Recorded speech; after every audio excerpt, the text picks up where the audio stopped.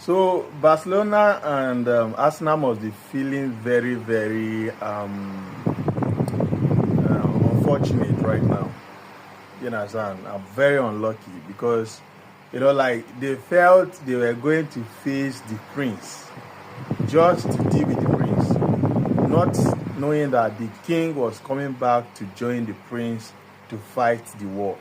So now it's double wahala for Arsenal and Barcelona now because Kopama is back, and then of course they have to deal with Kopama as well as Willian Estevao.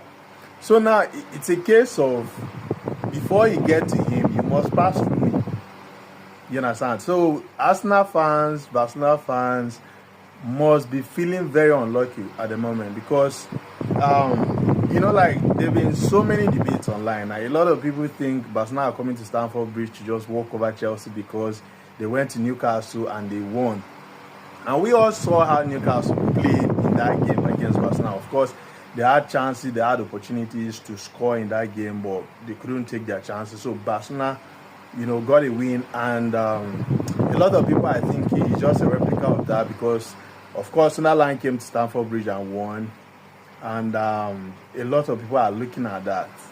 But now, what they are failing to understand is Chelsea somehow smashed a full-strength, PSG team that was unbeatable at that time. Like, nobody was touching these guys. Nobody was coming close to these guys. Chelsea went there and annihilated those guys. Like, completely destroyed PSG.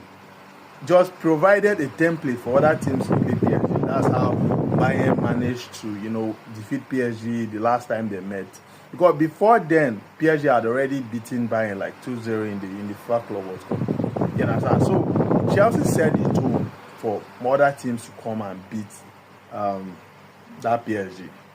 So if that PSG went to Barcelona away, how big 6 of their first team players that played in that game against Chelsea, were injured, and PSG still got a win at Camp Nou.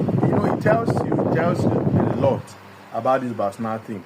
And they are coming to Stamford Bridge. Stamford Bridge has not always been a very good hunting ground for Barcelona, even in their prime, even in the Ronaldinho era, even the Messi era. So I don't know what makes Barcelona fans and other fans think that the Lamine Yamal era is going to be different, because these eras I'm talking about are way, way better than this Barcelona era, this current Lamine Yamal era. Not even close. You understand? We are talking about multiple Ballon d'Or winners.